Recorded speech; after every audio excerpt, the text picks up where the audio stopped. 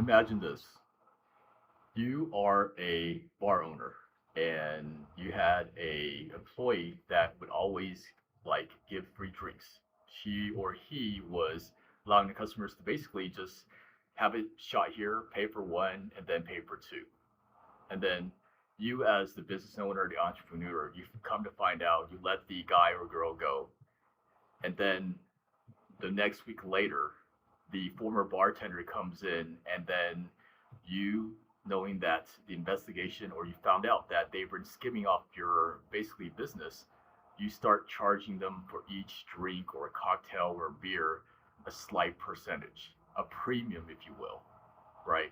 In order to get back what you were lost or what was stolen or the goodwill that you given in advance, being her boss, letting her collect a higher amount of tips, just having a good, lively, earnest, gainful employment. Now, we just want to ask, translate that to what's going on with the Iran conflict, with the United States being in the Middle East, and also the disputable, debatable going on with the tariffs, quote unquote, right now in the United States. The matter of what we're asking for is, are we on the side of the United States or are we on the side of all the countries outside of the country, of the world, generally speaking? That basically is what breaks down to what's going on with the tariffs discussion and then the Iran conflict. And welcome to another episode of Homies Kicking It. And today we're just going to talk about three subjects. The first thing is the legendary rapper Snoop Dogg and how it relates to trickle down or trickle up economics.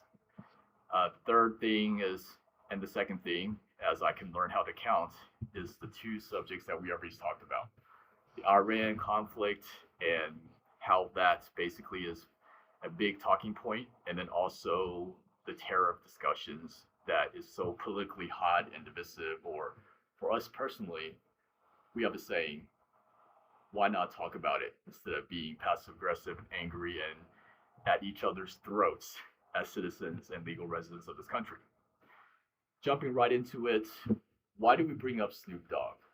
Because the rapper known as that name, or I don't know if we should talk about his government name because he probably could take us one on one and has probably a big group of bodyguards that he might send at us. So we'll leave his legal government name out. But the artist known as Snoop Dogg, he basically is a great example and a model of trickle up, if we can speak English, economics, because he came from a lower socioeconomic, neighborhood, and that's no, hit or slight on him. We all come from different walks of life, and at the same time, because this country is so great, it allowed him with the different socio and economic conditions and opportunities to leverage and earn off his natural skills.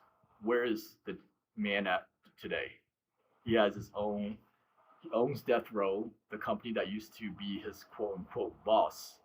He has a clothing line, he's a social media influencer, he's been in movies, he has different lines or a tree of different revenue streams.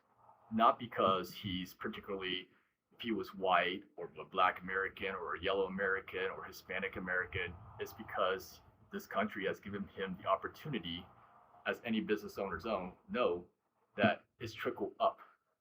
The conditions are right if you work hard, and then so that you will be able to become a great rap classic artist, a legendary musician like him, or you can just become a regular business owner in any other environment. So that's our take on trickle up economics. Reason why we bring this up is simply we got a buddy who is, and if he sees this, um, he'll definitely disagree. He posted something about this country is trickle down economics, and I think what he's meaning, and don't get mad, my man, our buddy was basically saying that everything, only the rich has the opportunities, and they delineate or they decide going top down the opportunities that someone such as perhaps you and or myself can actually actualize or make come into fruition. We disagree, so that's why we bring up Snoop Dogg. And before we get out of here, there's this thing about tariffs and the Iran conflict. Basically, it's blue team versus red team, or that may be too gang related. Sorry to bring that up. That may be too related to topics that are we say for another day. But imagine shirts and skins. Okay, let's say United States is skins, and globe and the rest of the countries around the earth is skins. All the current administration is doing, in our opinion, in my opinion, is that they're tariffing countries in order to bring more revenue and more money back, repatriate, if you will, repatriate money back into the United States. Now, how that money is dispersed is a different topic for another day. Whether or not that's equitable, whether or not it's fair, whether or not they're doing it right, but when all things are said and done, what he's doing or the administration is doing is they're trying to bring money back into the United States. So be for that, we're for that, and the Iran conflict is really just trying to secure that area. Whether or not if you think yours colonialism, or if you think it's racist, or whatever negative aspersion that you want to cast onto the administration, they're just trying to bring money at the end of the day, homie, back to the United States. So these are the three things. Hopefully that was helpful. If this was of any entertainment and you like have any disagreement, drop a comment. And then if you see another one or two videos and that you might find entertaining or even odd, consider subscribing. So until then, we'll see you next time.